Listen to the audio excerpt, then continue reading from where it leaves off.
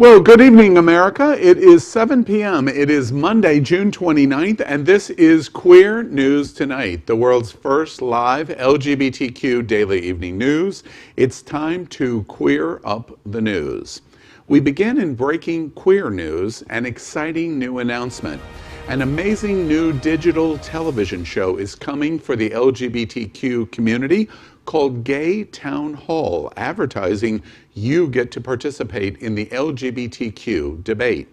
This show will focus on the big topics of the day that are of interest to the LGBTQ community.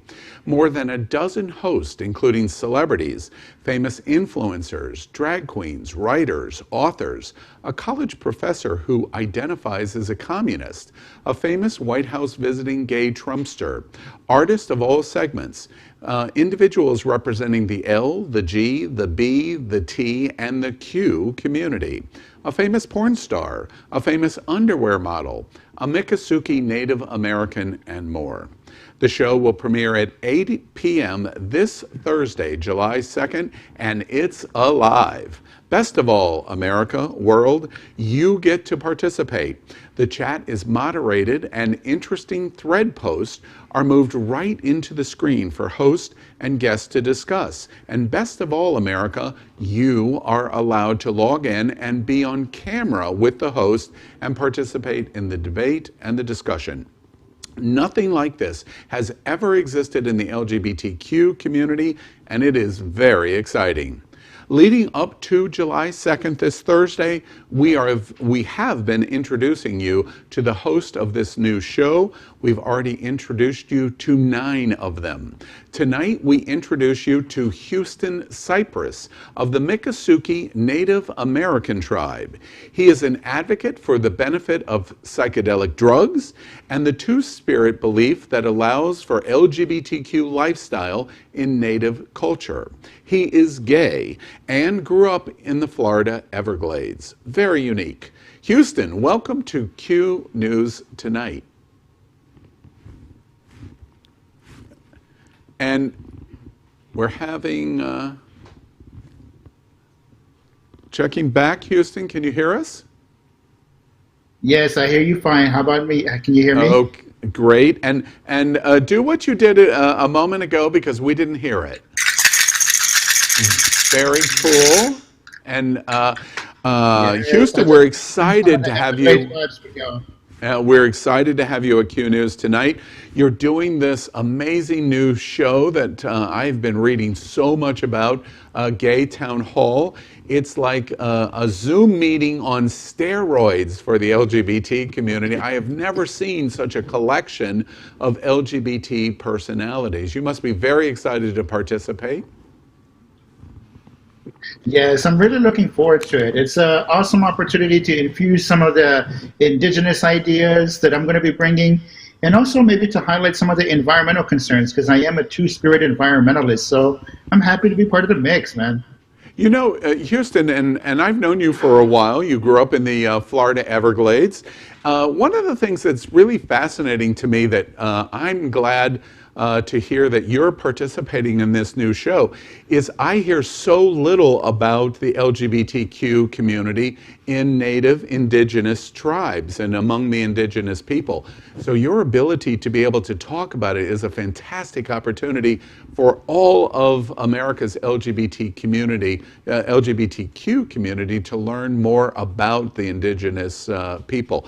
What made you decide that you wanted to participate in this this exciting and unique new show? Well, you know, the LGBTQ community, we have an amazing history, but I also feel like we have to highlight and honor the indigenous contributions to queer history as well, because our queer history on this land extends back for thousands of years. And even today, I think we have something to add to the conversation too. So I'm really looking forward to making things interesting with my fellow co-hosts and our friends in the community as well. Yeah, and now I am quite sure all of this collection of hosts, drag queens, college professors who identify as communists, cannabis advocates, underwear models, feminine lesbians, all kinds of different kinds of characters. I can't wait to see how you interact with them. That should be fascinating to watch. Yeah, I'm really looking forward to it as well because, like as I was talking about a little bit some time ago, being a psychedelic advocate, those are medicines that our communities, indigenous people, have been enjoying for thousands of years. And I'm really happy to see that the current society is like catching up to things that we've been honoring as well.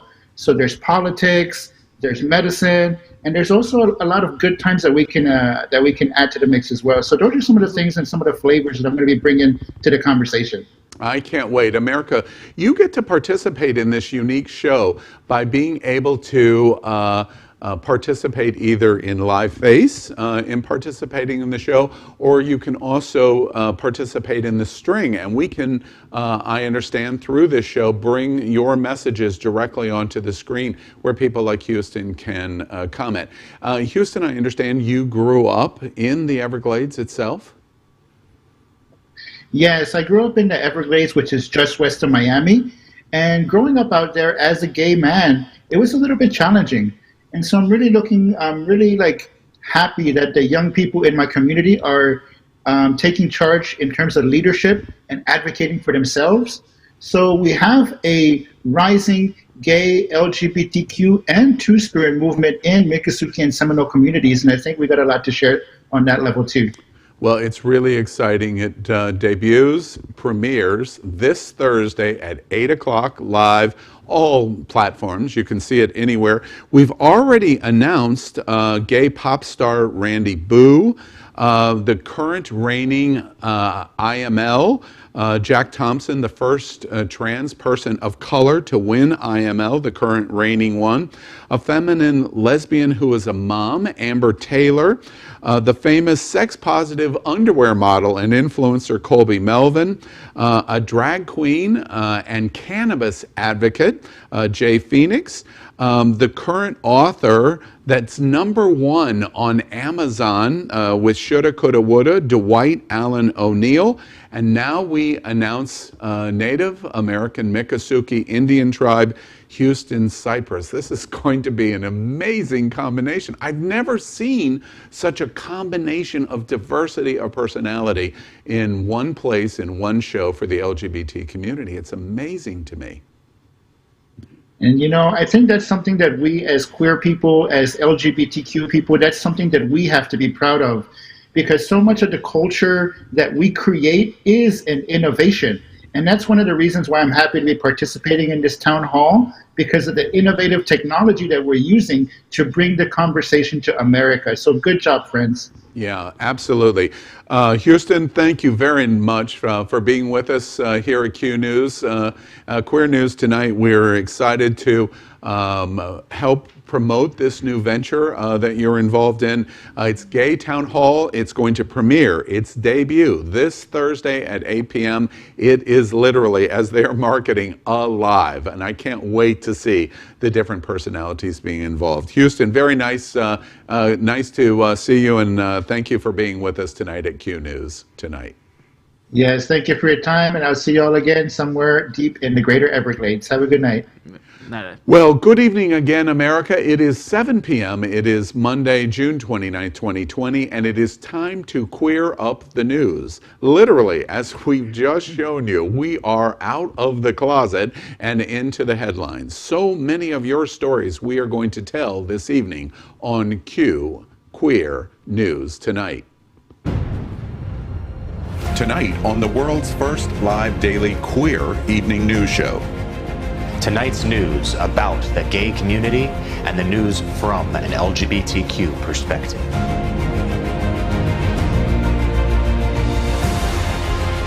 Are our gay stories important to you?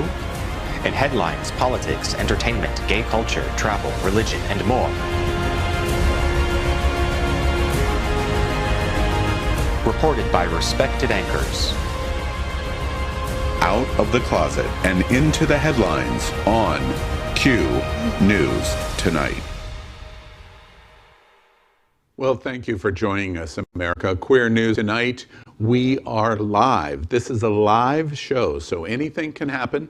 Tonight we bring you the news of and a perspective from the LGBT community. I'm your anchor, Al Ferguson, and this is guest anchor David Hopkins and guest anchor Chef Josie. So let's queer up the news. Tonight we bring you queer headlines. The LGBTQ community in America is diverse. Of course, the LGBTQ community around the world is vast. And we bring you a bullet point of the queer news for today, Monday, June 29th, 2020. We begin by queering up the world in reporting that Europe no longer trusts the United States as the world leader among pandemic. The European Council on Foreign Relations announced this morning that a recent poll shows that most Europeans do not trust the United States to act as the world leader. We've prepared part of that. Watch this. Both to help countries recover from the crisis and to equip their states to survive in a new world of disorder and great power competition. ECFR's new polling revealed that Europeans felt completely let down by EU institutions, by international multilateral organizations, and by Europe's partners during the pandemic. Perceptions of both Trump's America and Xi Jinping's China took a massive hit. But this anxiety about solitude today is creating a new desire for concerted European action. In all countries, a majority of citizens want Europeans to get together and to use European cooperation to regain control of their lives and their futures. 63% of all respondents and majorities in every single country surveyed think that the corona crisis has shown that there's a need for greater cooperation at an EU level. A majority say that Europeans. This was a clip from today's European Council on Foreign Relations from their digital conference. The coronavirus crisis, unfortunately, has caused dramatic deterioration in the European public perception of the United States. Extensive new polling reveals more than 60% of respondents in Germany, France, Spain, Denmark, and Portugal said that they had lost trust in the United States as the global leader. A report based on the survey's findings argues that the shock of the pandemic has traumatized European citizens, leaving them feeling alone and vulnerable. The real-world effects of this could be disastrous for the economy. Every year, Americans put nearly $1 trillion into Europe's economy. But with the EU facing the real possibility that allowing people from the US into their countries isn't viable for the foreseeable future, we are entering a new landscape that has never been thought possible: the United States being left behind. I mean, let's face it, here in the United States, we've been repeatedly reporting during this pandemic that we don't have faith in our government to lead us, so why should other countries? I hope we can repair the damage that's been done with our allies. The reality is we are in a moment where the last 3 years of this administration has destroyed any progress we've made in the past 25, 50 years that we've been moving forward. We're starting to see those real effects in real time across the globe. Well, one of the major issues is today, at this date in June, there would be 25,000 Americans in Paris, and there's virtually none. The economic consequences of Europe's decision to not allow Americans to come into the European Union is going to be disastrous. Bad for Europe, but also for our standing and reputation in the world. Next, we queer up business. Advertisers pulling out forces Facebook to flag political speech that violates policy. Watch this. Talk to us about what you're hearing from advertisers at this very moment as your campaign is picking up steam. Sure. So Stop Hate for Profit is a long-term advocacy campaign organized by ADL, the NAACP, Color of Change, and a bunch of other civil rights groups, as you said, specifically to tackle the problem of hate online. And we focused on Facebook because they are the largest social network in the world and the biggest advertising platform on the planet. And what's so interesting is, as we made this call to do a better job of fighting racism and pushing back against hate, our phones have been ringing off the hook with advertisers. So you mentioned Verizon and Unilever, Ben & Jerry's, Patagonia. There's also North Face. Honda joined this afternoon. Birchbox joined this afternoon. And I can tell you more are coming. Advertisers who have seen their own ads published against hateful, horrible content on Facebook, racist, anti-Semitic poison, they are finally saying enough. As advertisers pull away from Facebook to protest the social networking giant's hands-off approach to misinformation and hate speech, the company is instituting a number of stronger policies to woo them back.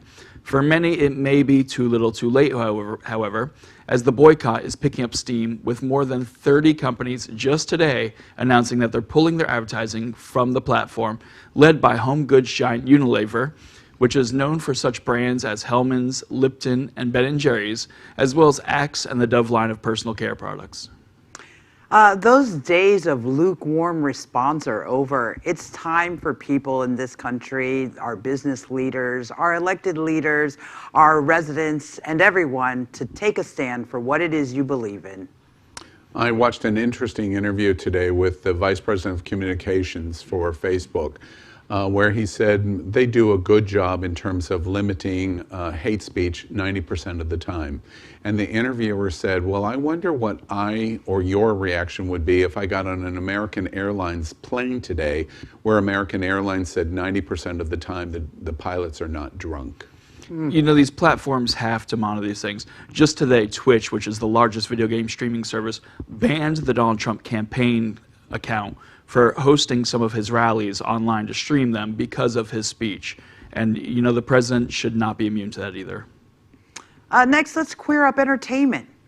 Beyonce proclaims we have to vote like our life depends on it at BET Awards. We prepared a video. Watch this.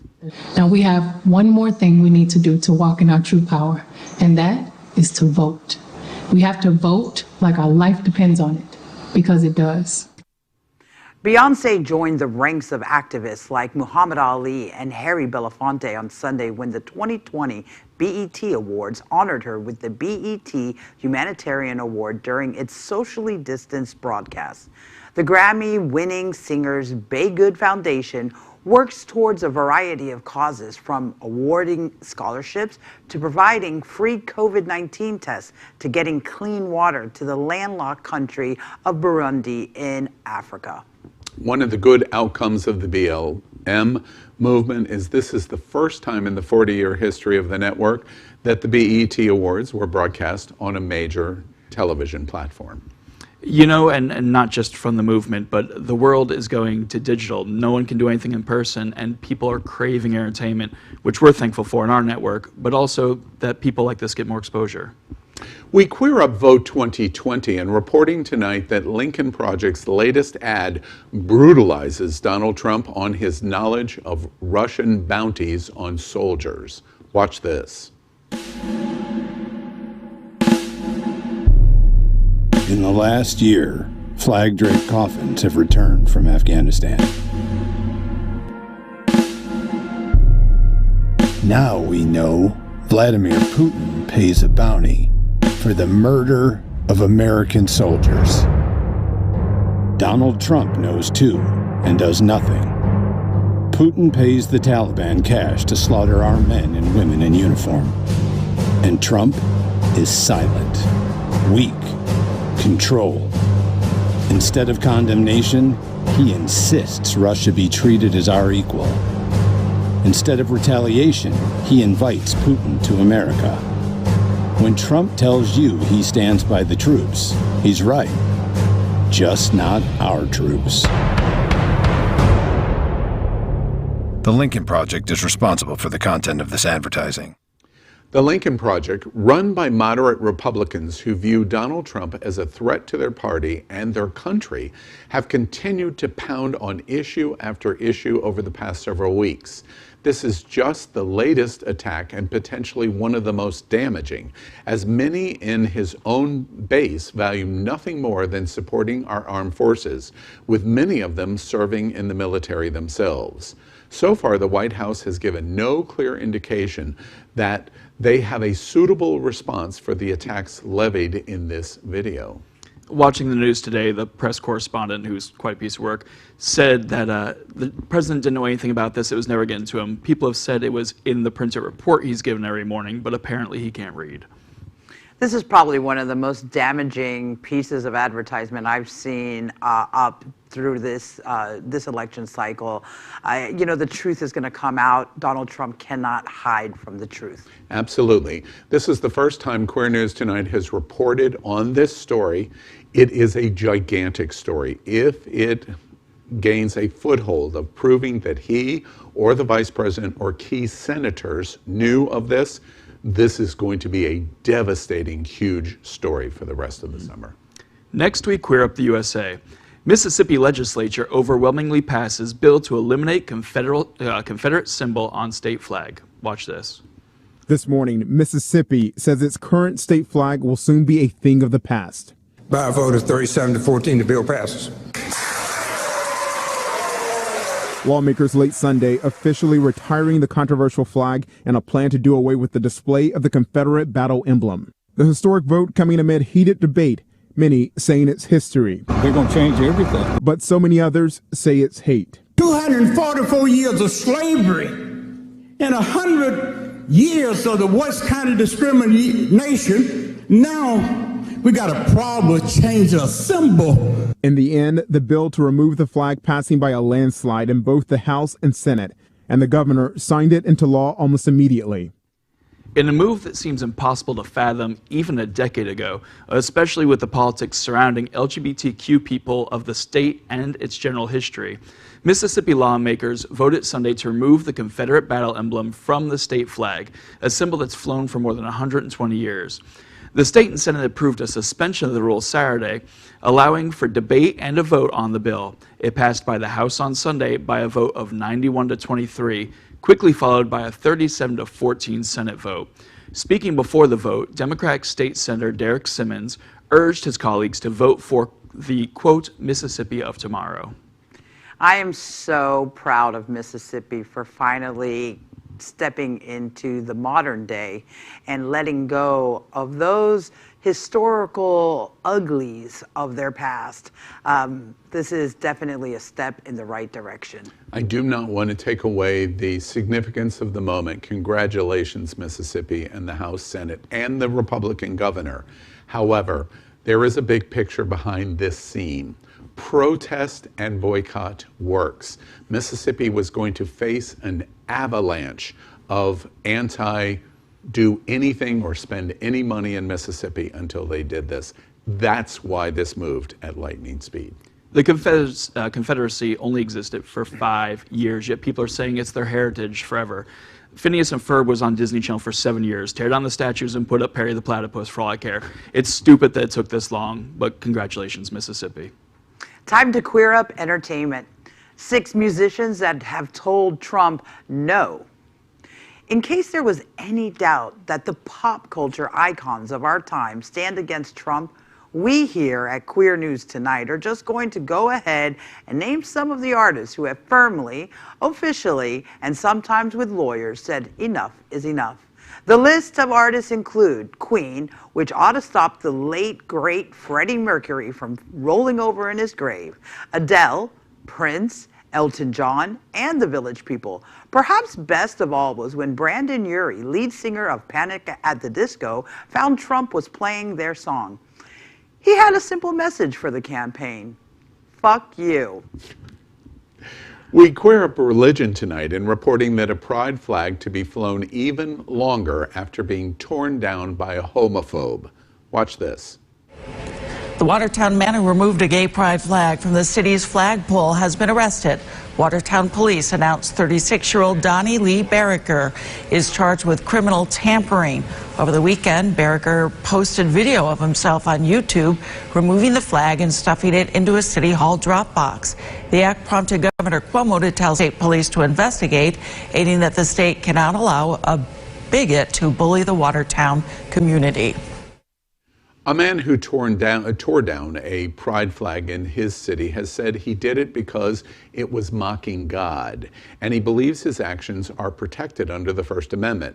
Charges have been brought against Barringer over the incident, which he recorded and shared on YouTube. Meanwhile, city officials have come up with the best possible rebuke to Barringer's actions. They will instead keep the flag up even longer. Officials have taken measures to secure the flag to the pole and have decided to keep it up for the rest of the month. It was originally due to fly in the city for just one weekend. Next week, Queer Up the USA. House approves bill to make Pulse Nightclub a national memorial. The U.S. House of Representatives on Friday approved a bill that would designate the Pulse Nightclub as a national memorial. A press release that U.S. Representative Darren Soto, Val Demings, and Stephanie Murphy released notes House Resolution 3094, quote, grants a federal designation honoring the 49 lives taken on June 12, 2016, as well as the survivors, first responders, and the entire Central Florida community. Soto, Demings, and Murphy are Democrats who represent Orlando in Congress. A lot of us here in Florida were personally affected by this tragedy, and it's good to see that our community's hour of grief is not being forgotten by those who would represent us in Washington. Let's queer up entertainment. J.K. Rowling deletes her praise for Stephen King when he says trans women are women. Rowling posted a thread on Twitter on Sunday, June 28th, addressing accusations by MP Lloyd Russell Moyle that she had used her experience of domestic abuse to attack trans people. King retweeted the quote, to which Rowling responded that her love for the Shining author had reached new heights.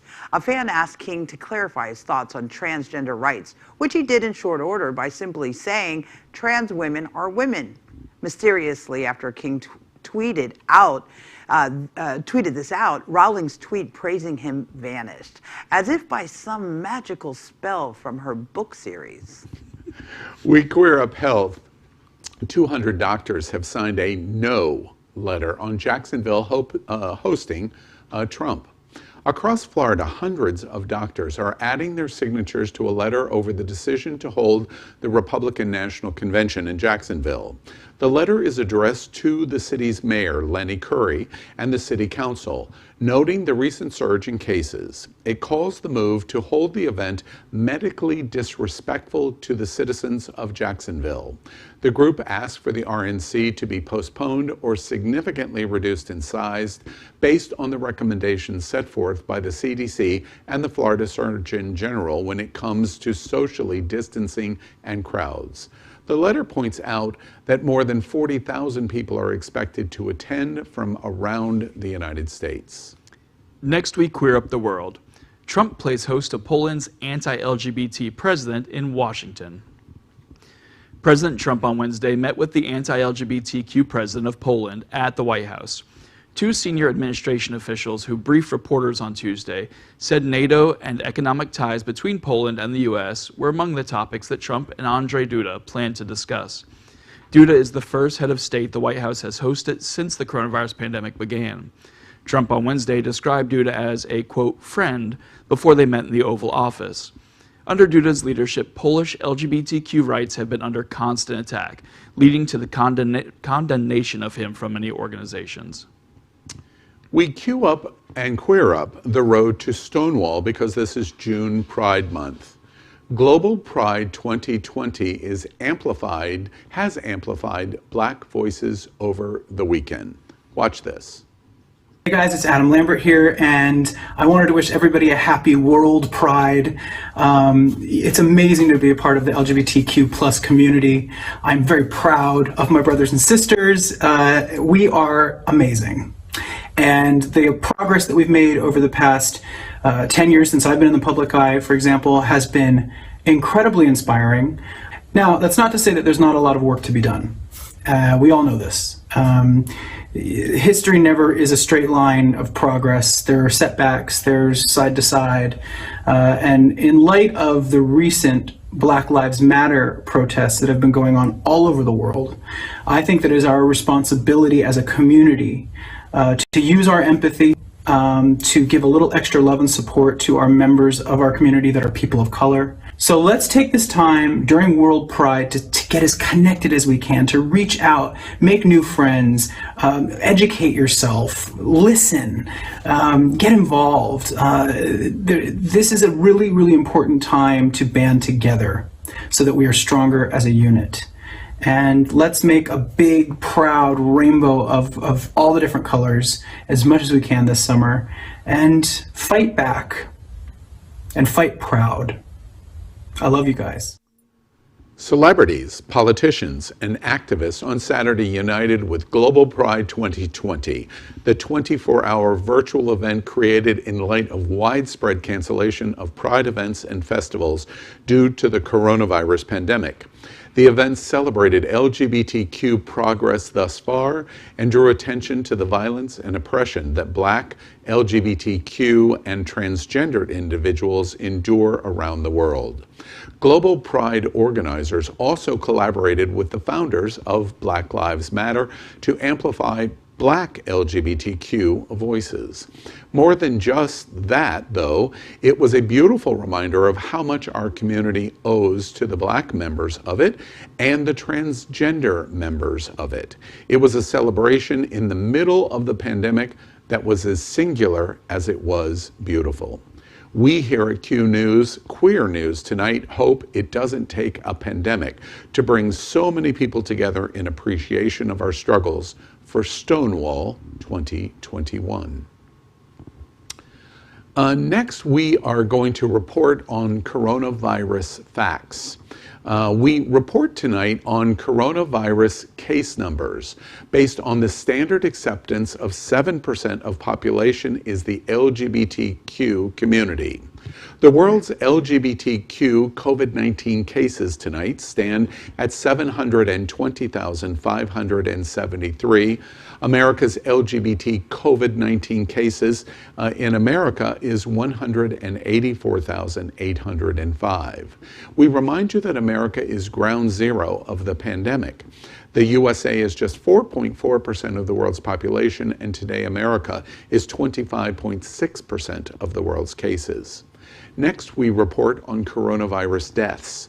The world's LGBTQ COVID-19 deaths now stand at 35,381, while America's LGBTQ COVID-19 deaths stand at 8,992. The USA makes up 25.4% of all of the world's deaths. Next is testing facts. As of today, we have conducted 32,605,000 tests. And as a result, Q News Tonight recognizes our Hall of Fame top states in testing. And as of tonight, that is number 3, New Mexico, number 2, New York, and number 1, Rhode Island. Finally, at Q News Tonight, we recognize our Hall of Shame states, those doing the worst job in testing, and LGBTQ America. Again, we hope you don't live in one of these states. As of tonight, are number 5, Kansas, number 4, Colorado, number 3, Oregon, number 2, Idaho, and number 1, no testing is going on in Puerto Rico. Next, quarantine quickies. Many U.S. states returned to previous restrictions. Watch this. This was the Pride March in Chicago over the weekend. The lack of social distancing is clear. Public health officials in the states have an uphill task, and it's no big surprise that since relaxing lockdown, there's been a surge in cases. It doesn't help when the president refuses to wear a mask, organises mass rallies, and says the reason they have so many cases is because they're testing too much. Meanwhile, his number 2 is urging caution. If your local officials in consultation with the state are directing you to wear a mask, we encourage everyone to wear a mask in the affected areas. And where you can't maintain social distancing, wearing a mask is just a good idea. And it will, we know from experience, will slow the spread of the coronavirus. 12 states have hit pause on their reopening plans as the United States sees a surge in coronavirus cases across the country. With July 4th celebrations approaching, officials are trying not to repeat scenes from Memorial Day when thousands flocked to beaches, bars, and parties, while experts caution that crowds could lead to spikes in cases down the road. The risk of keeping bars open is exemplified by a bar in East Lansing, Michigan, where 85 people contracted COVID-19 after visiting early this morning. I don't even know what to say about people in the world right now. Guys, you know, obviously with no leadership from the White House, the world is going mad. I'm just hoping, I'm glad that here in South Florida, we have finally come to our senses and are closing the beaches for this July 4th celebration. And why did we have to do that? America, world, Queer News Tonight is broadcasting from the gayest place on planet Earth here in South Florida. And we have had the 5 worst days of 2020 in the last 5 days in coronavirus. It is a very serious situation here. I was disturbed to see today that our original home for It's Happening Out drink bar actually announced they were opening at 2 o'clock this afternoon after being closed during the pandemic. It seems like some people are learning. I don't think others are. Next, we queer up our segment called Good News. We need some good news, apparently, after that story. After we finish our quarantine quickies, we like to lighten it up a little bit. We've reported all the statistics and the facts for the day, but now we want to report on something that made us smile today in Good News. Good news. Star Spangled Banner like you've never heard it before. Over the weekend, my personal friend Alicia Glam captured video of the Star Spangled Banner like we've never heard it before in the Lower East End of Manhattan. And since the week's end, we'll be celebrating the birth of our nation. It is for sure good news. Watch.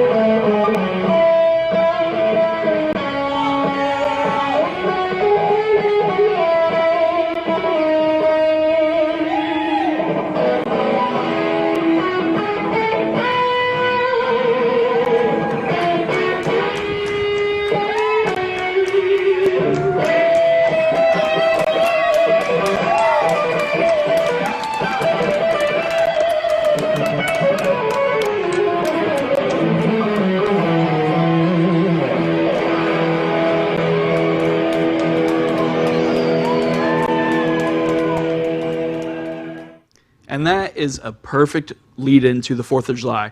Well, we'll be remembering the past and looking to the future, like we do here at our studio set in the middle of the World AIDS Museum and Education Center. The museum is in Wilton Manors in Fort Lauderdale, Florida. We joke we're coming from the gayest place on planet Earth. And I'm surrounded by gay here. We'd like to also thank our set designer, Concepto Modern Living here in Fort Lauderdale, for making this set in this living museum possible. We end tonight's broadcast with The Big Finish. These are short story mentions of LGBTQ news or news with a gay perspective. So here we go. First, on Queer News Tonight, The Big Finish. We first report 1 in 5 LGBTQ people support Donald Trump. Look, I try not to kink shame no matter how dangerous somebody's masochistic tendencies are. Kink shame. Oh God, kink shaming. Yeah. Well, I'll say this. You know, listen, I can't speak on behalf of everyone. You know, there's just some. I don't understand why anyone would want to vote against your own interests. But hey, what do I know? Actually, this news doesn't shock me. I guess until he gasses all the Jews and all the homos, we are going to have Trumpsters. Seriously, though, I wish the Trumpsters would not talk in ridiculous sound bites, repeating the same simplest concepts over and over. Sleepy Joe is not a real thing. It's a marketing phrase. Fake news, while can be real, is not real when you use it to deny real news. Also, apparently 1 in 5 in our LGBT community have the worst type of daddy issues. The big finish. Chris Evans asked co-star Paul Rudd about his penis size. I mean, we've got Ant-Man's resizable penis and America's ass in one scene. I mean, that's a superhero movie I wouldn't miss. Why is it always about penis size with you boys? We're gay. Slap me in the face. I am less interested, actually, in Paul Rudd than I am Captain America. I happen to know, or hear he knows, how to handle Thor's hammer. Please, God, when is Bellamy going to make that porn parody? Oh, boy. The big finish. Grindr is still promoting their racial filter a month after disavowing it. I deleted Grindr because I kept getting sick of people asking me if I knew Tina. This just makes me even happier I did it. Who's Tina? Grindr told everyone they were 6'4", but really they are just lying 5'7" chumps. No big deal on your height or your dick size, but just don't lie about it. Because when you finally do come to the door, it's so disappointing. In the big finish, no context Monday, a Florida man mistakes an alligator for a lost dog with a deadly end. When did Mr. Magoo move to Florida? Okay, guys, so that next. I continue to tell you, America, it's different in the gayest place on planet Earth. And this is definitely the freak show state. But why can't these stories ever be about Donald Trump? He's a Florida man. Now he should go get lost in a swamp in the Everglades somewhere. Wait, what? Hold on one sec. Production's talking to me. What? Houston Cypress is on the phone. Tell him I'm not in. The big finish. Protesters, I was going to say Protestants, protesters paint statue of a Nazi collaborator in pride colors to send him a message. You know, it's a good thing this didn't happen in the U.S., or the new executive order Trump signed this weekend would mean 10 years in prison. Hey, you know, art is art, and this is a great way to change our history.